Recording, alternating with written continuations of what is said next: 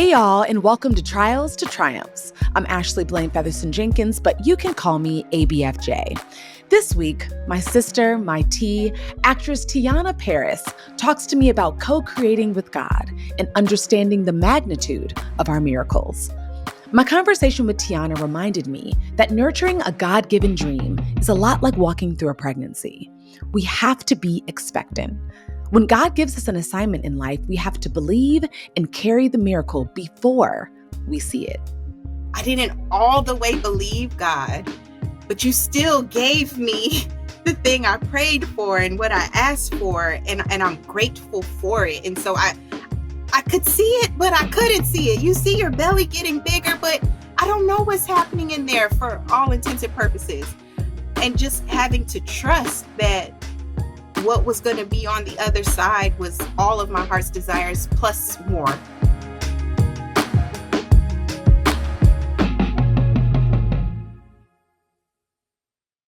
Hi, sister. Welcome to the pod. Hi. Thank you for having me. I'm so excited. What are you drinking? I'm drinking some as well. I'm drinking peppermint tea. Peppermint tea. Okay. I have black tea right now. I thought you were going to be like, I have wine. I was like, yeah. No, not today. Not right now. Not right now.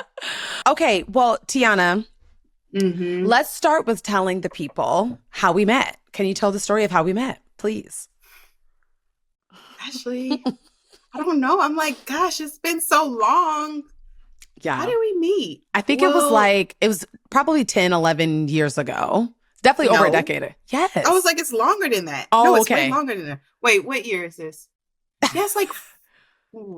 I've been in LA since Since 20 I came in 2010. We probably met in like 2012. It was 2011. Or 2011? It was 11. Ooh. Yeah, so it's at least 12 years. Okay. Yeah. It was 11 for sure, because you're one of the first people I met when I got there. But, was it at church? Yes. Okay, tell the... It was at church, That's right? where we met. Yes.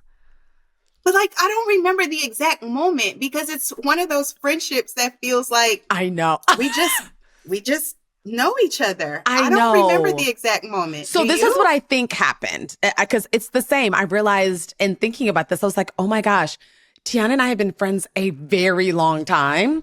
But I think what it was you knew Lena. We both knew Lena. I don't know how you knew Lena, but Lena and I have been friends. Yeah, maybe through church. I met everybody at church, I think.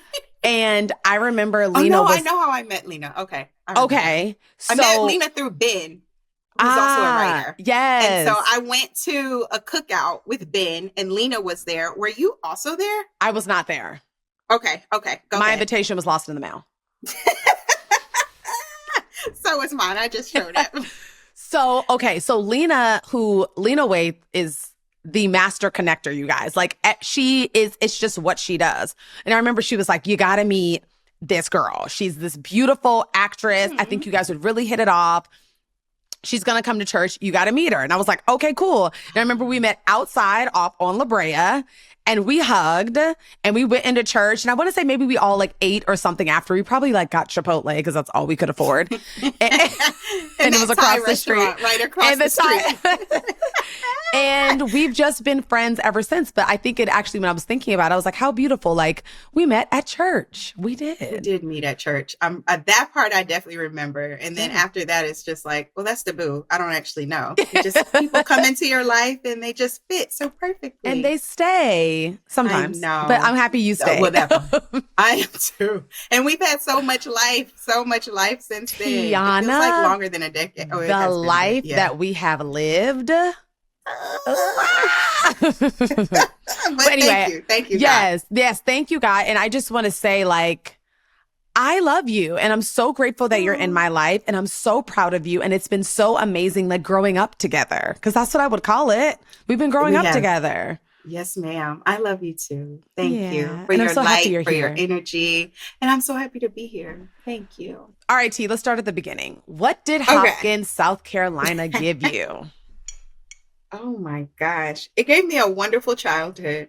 And that's, climbing trees, having a yard, my siblings, amazing people there, friends, folk I still keep in touch with and love. It gave me character, and Mm. it definitely gave me a sense of, because there's not much there, it instilled in me this sense of longing, um, to see what else was in the world. Um, so yeah, I would say I got all of that from Hopkins. It was wonderful. Between Hopkins and Manning, South Carolina, which is where my grandparents lived, and I spent a lot of summers there. Um, there's just you what you do is you use your imagination, you play Mm. with friends, you hang out. Um, yeah, outside climbing trees in Manning, picking pecans up off the ground, feeding the chickens. Like that's a part of my childhood, a fond part as well. Mm. Yeah, yeah. I love that. You're a true Southern girl. I, you know what, Ash? I say I'm a country girl, Mm, because there's a there's a difference difference. between You're Southern right. and All right, tell us the country. difference. Tell us the difference. How do you describe it? Um, you're probably Southern. I think you're Mm, Southern. You're mm. Southern. Ashley, you're I not country. I may be from below the Mason-Dixon line, but I am not a Southern girl. Although Daryl Okay, tells so me okay, or Daryl nothing. tells me all the Okay, time I am. He's like, "You're Southern." I'm like, "No, I'm not. I'm from." okay, I can go. I will give you that. But if Okay, you were claiming to be Southern or country, you would be Southern. You 1,000%. would Okay, not be country. you're right. Okay, Okay. but I will also give you ain't there one. Facts. We could take that. But I think Southern, it there's like manners and culture and tradition and a way in which you do things.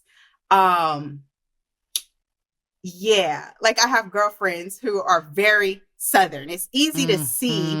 Mhm. Um it's a little harder for me to articulate. Country, me, you just you're okay climbing trees, being a little Mm. tomboy, jumping up in it. Like we feeding the chickens, we playing with the pigs, like we outside playing and hiding in the woods for fun. Yes, That's country, and that is what I am. I'm I I'm get I'm it. more country than southern. Um for sure. So yeah. Just so Okay, we I have the get that. distinction. I don't That need was a my good family coming distinction. for me like you ain't southern. But yeah. Got it. Okay, I want to talk about your mom, who I love Oh and is a no. beautiful. You guys, her mom is. Y'all think Tiana is pretty? She get it from her mama for Oh, real, oh, like thank Victoria Monet you. said. Okay. Uh, so I want you to share with us, maybe the greatest lesson your mom ever taught you, or maybe one of your favorite memories with your mom, Ooh, or both. you gonna have me on here crying. One of the greatest lessons. Um, it's so interesting because had we have had this conversation 2 years ago before I myself became a mom, I think my answer would be very different. But Mhm. now, having recently had a child and my mom is here helping with said child, thank you, God. Things are put I see things a lot differently. I see the sacrifices she's made, the patience she's had, the love she's given in such a deeper, um, more selfless way. I see it as more selfless and deep than I Mm. ever did before. I think there's this privilege and mm, what's the right word, this thing that comes with where we expect our parents to just love us, like you're just Mm. gonna do that, you're just gonna do things for us, and that's not the case for everyone. But I have been blessed with an amazing mom and a dad, and who are very active, and that is actually my stepdad who Mhm. has raised me, but I consider him my dad for all intents and purposes, um, because he is. But so when you're have that love and support in the house just readily available, sometimes you take it for granted. And so greatest lesson I've learned from my mom at this point is the selflessness, the despite my little nasty attitude sometimes, or just being a brat or whatever it is at that moment, she still loved me. She's still been patient with me. She's still shown up for me. And I pray that I can do the same for her and that she can feel that appreciation and love given back, because it is a lot to parent. It is a lot. And I'm just really, really, really grateful for her. And also I think one of the other greatest things I've learned from her is this is the saying she said. She was like, well, if you're going to do it, you better do it right. You better be good at it. And that was throughout my entire childhood. Oh, you want to play softball? Well, if you're going to do it, you better do it good. Like, that means go practice, get out my face, go do what you need to do. When I told her I wanted to be an actor, well, okay, if you're going to do it, you better do it good. What school you supposed to go to? Like, that's just been the attitude. Like, anything is possible. You better commit to it. You better put some effort into it, because you ain't going to waste our money. You ain't going to waste my time. That's essentially the heart of it, which I can appreciate. But yeah, and I think about that, and that rings in my head even now to this day as an adult. Like, well, if I'm gonna do it, I guess I better do it right. Yeah, put some effort and heart into this. Yeah, but there's love in that too. Like, there's love in your parents having a standard of excellence for you. You know what I mean? Like, they created you to be excellent. And I think that that requirement that some of our parents have of us is a beautiful thing, and is a large part in why we're successful. You know what I mean? Like, I really believe that. And it was like this, well, you better be good at it, but I never felt the pressure to not be good at it. The key was, I just better try. You better try. You better put forth some effort. And that was the standard. It was like, if you give it all you got and you ain't no good, that's okay. That's all right. We'll try something different, but you're going to give it all you got, you know? Yeah. And that was the thing that they held me to. You going to try. You're going to try real hard. So, because I think, that's a good distinction, because I think that excellence is less about the outcome and more about the effort that you're doing, that you're putting forth, right? It's not about if you win the award, if you get the part, if you get the job. Right. It's about, did you commit to trying to? Did you commit to trying? That is someone being excellent. Yeah. Who were you while you were trying? Were you kind to people? Did you help others? Did you have integrity? Did you have integrity? Those are all the things I have learned in the different things I've tried to do in life. If that's like the school pageant, if that's auditioning for the drama club, whatever it is, it was like, okay, you're going to try and you're going to do your best, whatever that is for you. And the important thing is, what are you learning along that journey? Who are you to others and to yourself along this journey? So yeah, I think that's a good lesson, because, oh my gosh, how many times through life are we blessed to be able to try and fail? And especially in this industry, we try and fail, it's a blessing, multiple times daily, but it is a blessing. And so learning how to navigate that, okay, I'm going to try my best, whatever that is. And especially in this industry where, like, we could get told no 3 times in a day, or you're not good enough, or we don't like you, whatever, or more. What that looks like to pick myself up and move on. Well, what does it look like? Like, what has that looked like for you? Has it always been easy for you to pick yourself up and move on? Have you created tools to help you navigate it easier? So no, it has not always been easy. But I do think I've been able to handle rejection well, even though it's not easy. Does that make sense? I hope that makes sense. I think because I understand that there's greatness in everyone.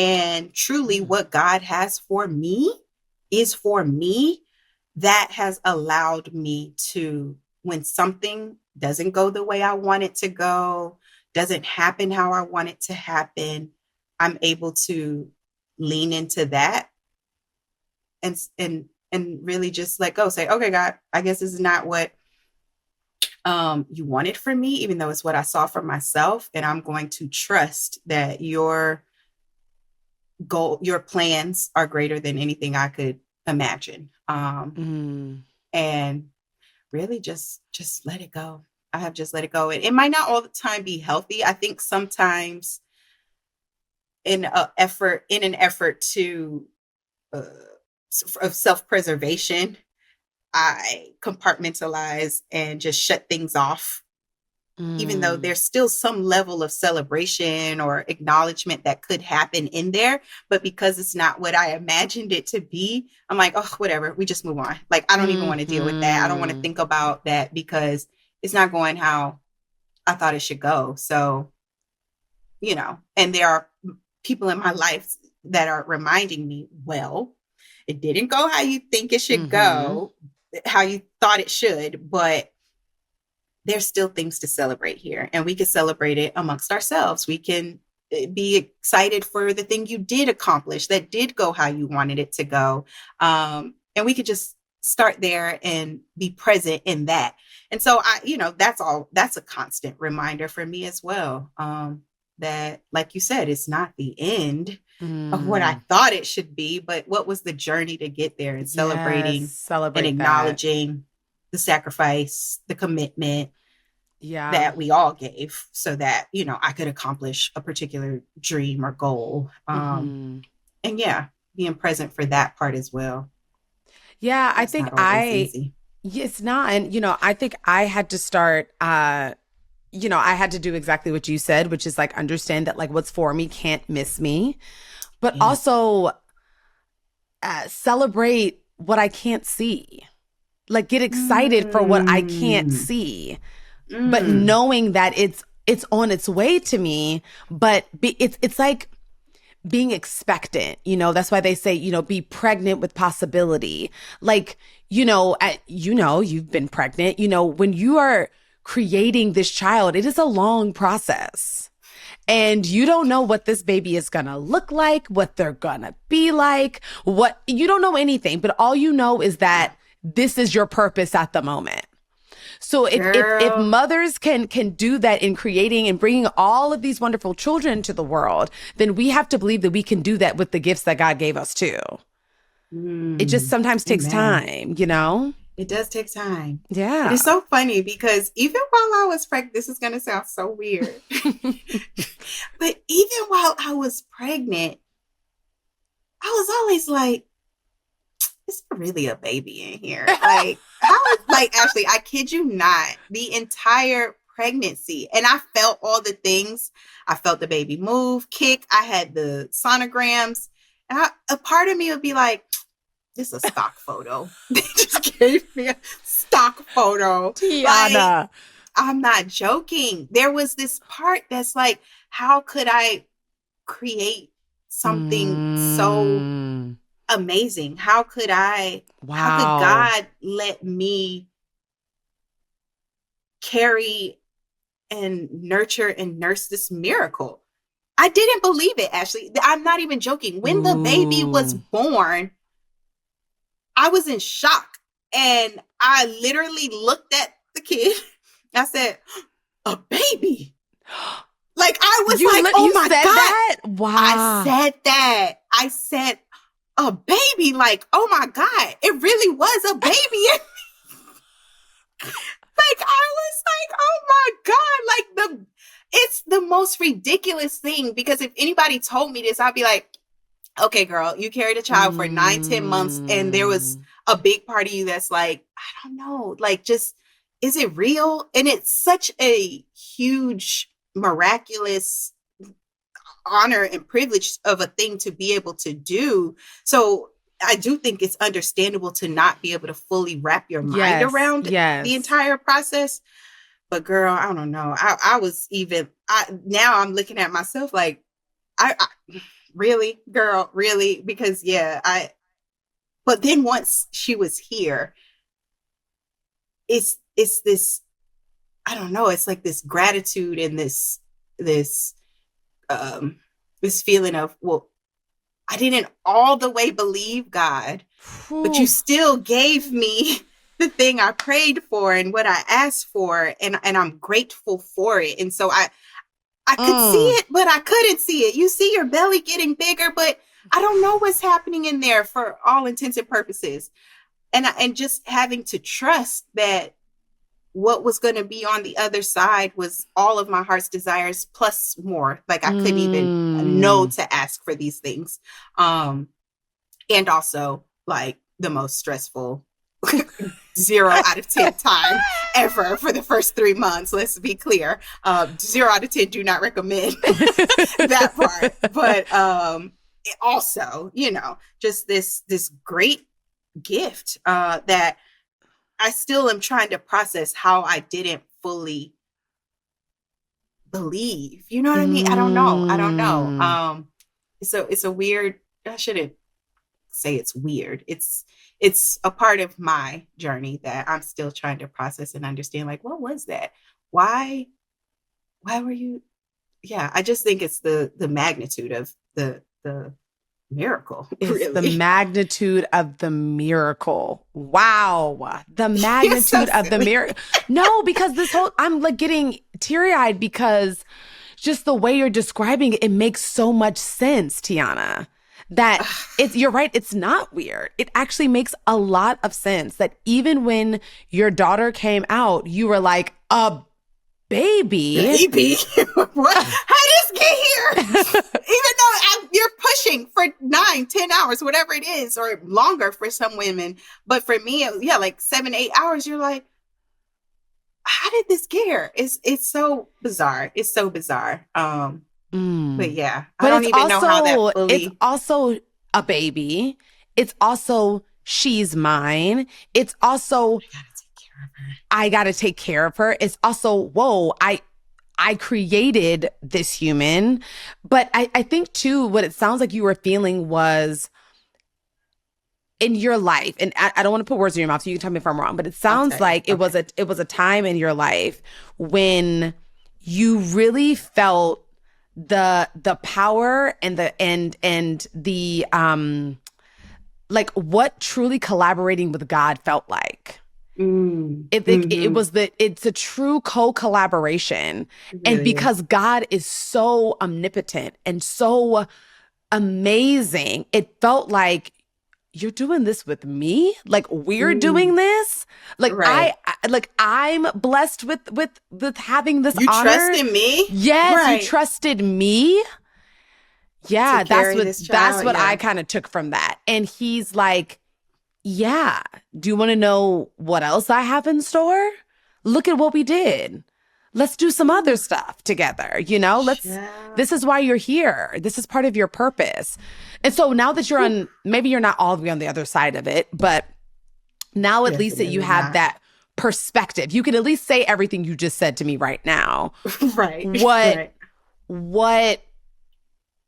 What are you taking from that experience through the rest of your life? Ash, really giving myself the grace to start over every day.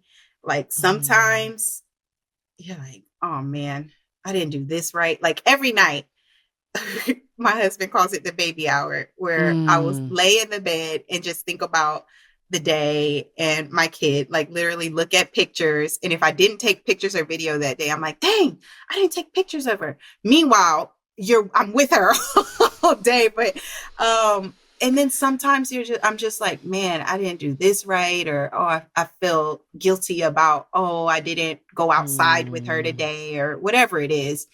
And giving myself the grace to start over the next day, to start fresh. Because when I go to wake her up, she pops up like, hey, like she doesn't even remember that, okay, mommy didn't cut the food right or whatever. She doesn't that doesn't even matter to her, I hope. It doesn't feel like it does. But she gives me the grace to start over every day, and making sure I give myself the opportunity to just try again, just try again, and not hold my shortcomings, my own shortcomings, or what I feel are shortcomings, over my head, but to really just give myself the grace to try again. A new day. A new day. The blessing of a new day. Amen. The blessing of a new day, and embracing that day, not being upset about what happened the day before, or how I didn't do something how I wanted to, etc. And also, I'm kind of type A. I'm also a Virgo. So there's just a lot of letting go I have to do. Like, you know what? I'm not washing that today. Yeah, just not. Listen. Those clothes are just, and even though that's my personality, even before the baby, I can't lie, like, those clothes would just be there. That suitcase not getting unpacked for another 2 weeks. But I will take the clothes out and wash them. But the rest of that stuff just gonna stay in the suitcase for the next week or two till I feel like it. But giving myself the grace to do that in other areas of my life. Like, well, it ain't hurt nobody. It'll be all right. It can stay there till I got the energy. Exactly. Yeah. So yeah. I love that. Giving yourself more grace. Because guess who's giving it to you? Your daughter. She gives you grace every day. She does. She does. And God. Yeah. Yeah, and God. But like, I think she's like the physical manifestation of that every morning. You know what I mean? Like, that's really beautiful. That's really beautiful, T. That's where it's like this weird thing where you be like, oh, I can't wait for you to go to bed because I'm so tired. Like, go take a nap. Go on to sleep. And then I miss her incredibly when she's down. And it's just, this is actually, it's so interesting because it's also this thing I'm trying to learn in life and with work. Like, I'm having this conversation with other friends and also who are artists in the industry, and about, you know, we ask for these things, we pray for these things, whatever that is for you. And you go through the journey, and when you get there, or you're working towards getting to a thing, most of the time it don't look like what we wanted or what we thought it would look like. Yeah. It's like something or multiple things that you didn't account for flavor your experience. Yes. And so I'm at a place in life where I think I'm realizing that that's just life. Like, that's always going to happen. And I might be mad late realizing this, okay? But I think it's really starting to set in. And so, as we were saying before, like, what are some of the things I've learned thus far from my mom, etc.?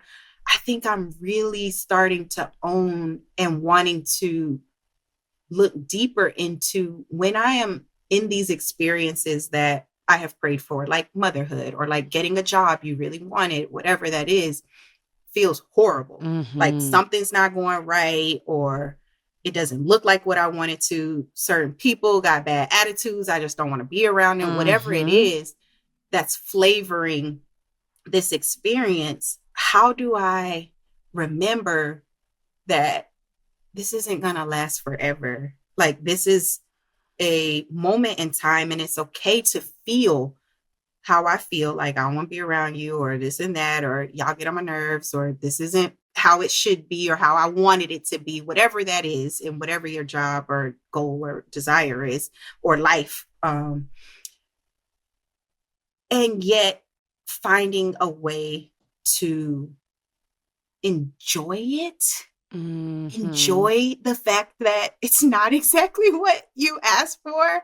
I want to find a way to, that when I look back on that experience, I'm not like, oh God, just forget about it. You know what I mean? I want to look back and say, woo, that was rough. But you know what? We have fun doing X, Y, and Z, where the whole experience doesn't become tainted because my expectations weren't met, or because life be lifing, or people be peopling.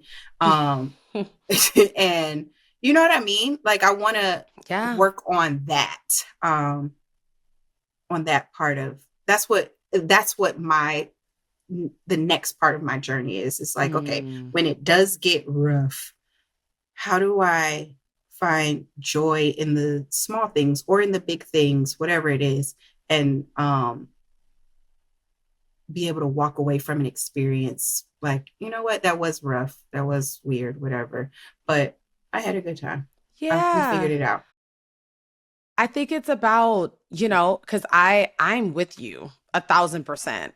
And I think I've had to have the same conversation with myself and friends, and the answer for me is just I have to strengthen my gratitude practice. Mm. Whenever I feel that way, it means that I'm not deep enough in gratitude, because nothing's Mm. ever all bad. Nothing is ever It's not. all bad. And sometimes it's easier to see. Other times it's like you're sitting there like, I can't write down one single thing that is positive about this. Like you sitting there for days like, I I'm don't still know. looking. I'm looking, but there. And so, in those moments when, whether it's at a job or in a situation at home or with family or with friends or Mhm. whatever, and you are feeling like it's starting to taint your total experience, or you're starting to Yeah, yeah. feel it's starting to affect your natural disposition and like posture Hmm. toward life, like that's when you have to make a Yeah. shift, right? Like Yeah, when yeah. you're becoming a little hardened, you're a little snappier, you're a little bit more attitudinal, like when that Hmm. happens. um Hmm. I force myself to write something down I'm grateful for, and sometimes it's like, my I lipstick am breathing, didn't God. run out today. I'm breathing. You know what? Like I pulled up in my parking spot right on time, or like whatever it Right. is. Like it's Right sometimes in there's front of some, the store. sometimes they're big things. And I think what Yeah, I yeah. what I found is that when I strengthen my gratitude practice, there's big things that I missed. So what I mean Mm. by that is that there's things that were actually really beautiful, really worthy of really being celebratory in my gratitude for it, that just went over my head, that I Hmm. didn't sit in, that I Yeah, didn't really yeah. appreciate. And Yeah, yeah. I feel like that's gotten me much closer to God. It's gotten me closer to like being in like a more balanced place in my life. Mm. But it's all Mm. gratitude. Everything goes back to gratitude for me. Amen. Yeah. Amen. Yeah. That's the goal. That's what I'm working on strengthening next is Hmm. I feel like I do have a great sense of gratitude. I think I lean into other people's energy. I let other people's Yeah. energy Ditto. um because we're artists, we're open. You absorb so that you can Empaths. Yeah. give back. Yeah. And I have to learn to protect that more. And really, Mm. like you said, go back vertical up with God, like shut it off because you don't get access to this if this is how you are going to move and behave. You don't get Hmm. access to my energy in the same way.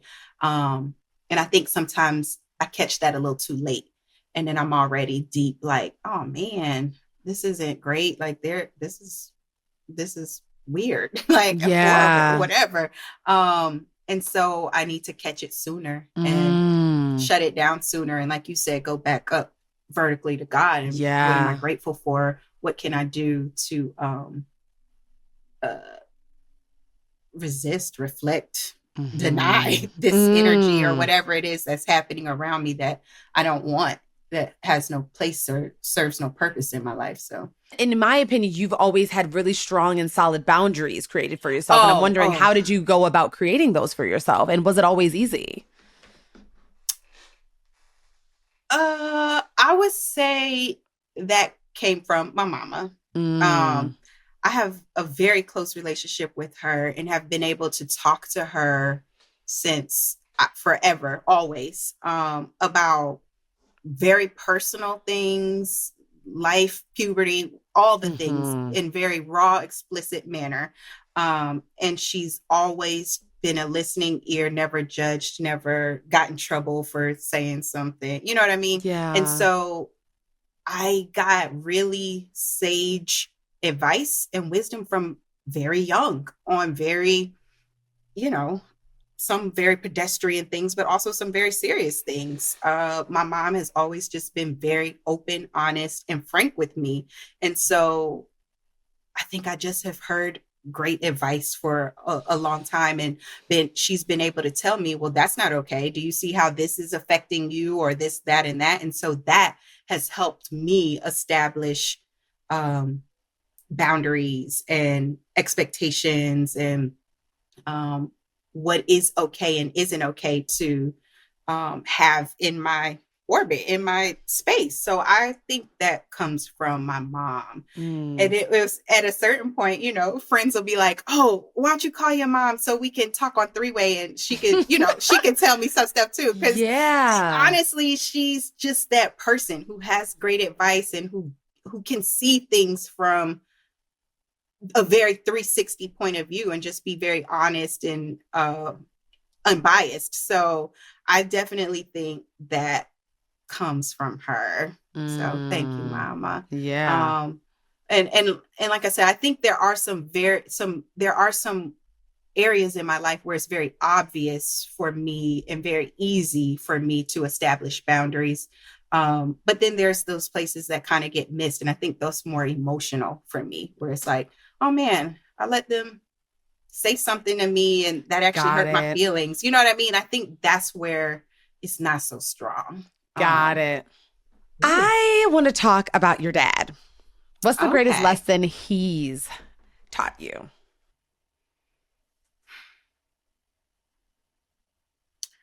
So let me just start by saying, you know this, I think, but the man I call dad is like my stepdad, but he has raised me. He has been the only father figure I have known for the majority, all of my life. And that man came in, and I have two stepbrothers. They're my brothers, but his sons. And so we were like a little Brady bunch when I was like 4 or 5. But he has loved me as if I have been his own child my entire life. When I even have to say stepdad for other people's clarity, it bothers me. And I don't like to say it, but what I do know is that there is beauty in saying it, because I love that this man loves me so much and has poured so much into me, and I'm not even his blood. Yeah. Like, for a man to step up and be there at all times through everything. He's just been the most amazing father I could have ever dreamed of, hoped for. And I'm so grateful for him. He's taught me so much. I don't even know, but mostly I love his heart. I love his selflessness. Yeah. He taught. I mean, I feel like the lesson is love, is unconditional love and true love, and it's not contingent on blood. It has nothing to do with it. So I like that you say that there is power in saying that he's your stepfather. Yeah, there really is. Because I wouldn't.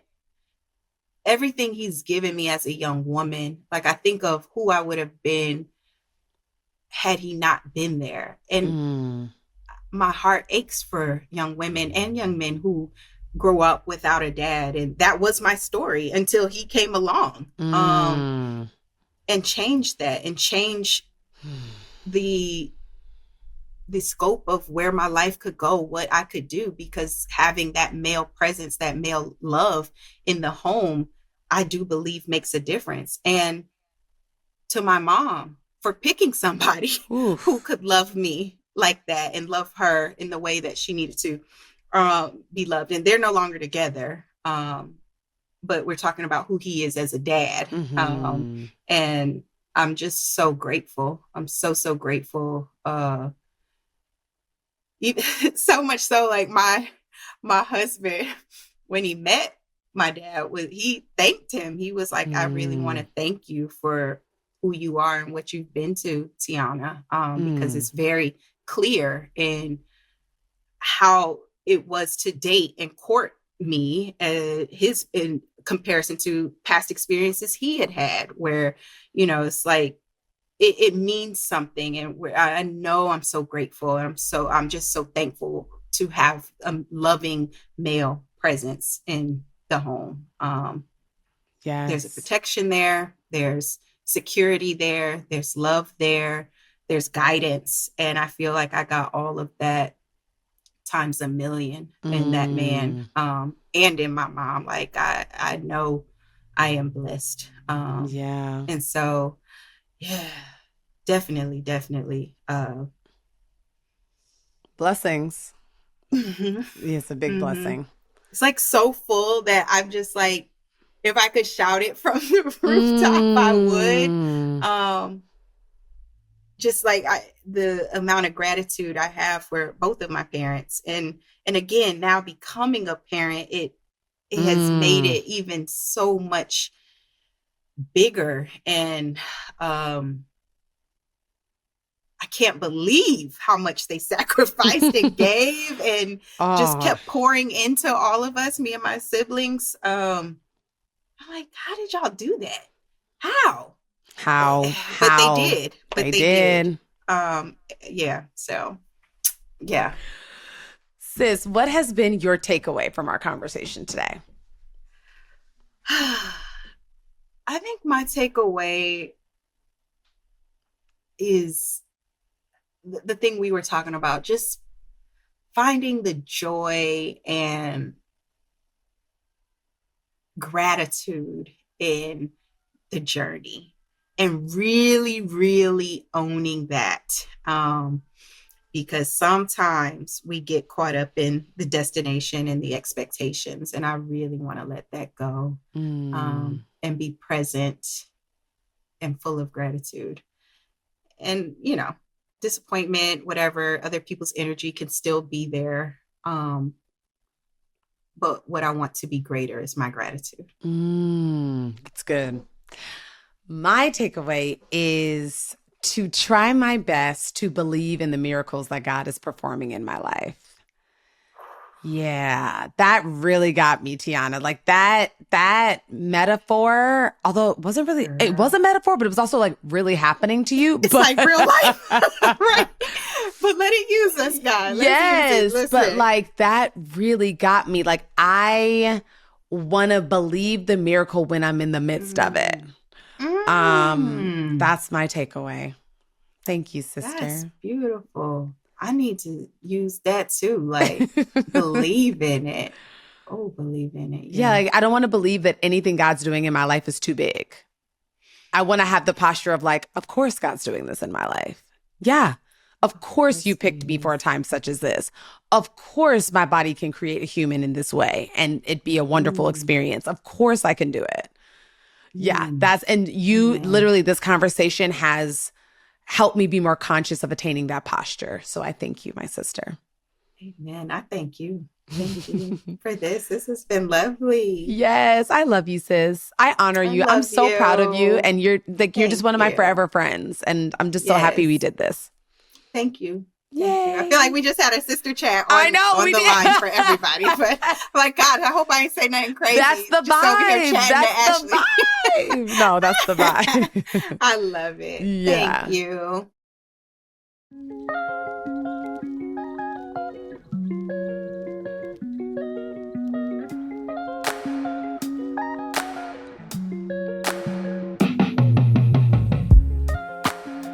Thank you for listening. This podcast is produced by LWC Studios for OWN. The show's executive producer is Juleka Lantigua. Our managing producer is Fatima El-Swifi. Shanice Tyndall is our lead producer. Associate producer is Mona Hassan. Jordan Thompson is our marketing coordinator. This episode was mixed by Trin Lightburn. Michelle Baker is our video editor. If you enjoyed listening to this episode, and we hope you did, please make sure to subscribe, leave a rating, and review wherever you listen to your podcast to ensure you hear the next one.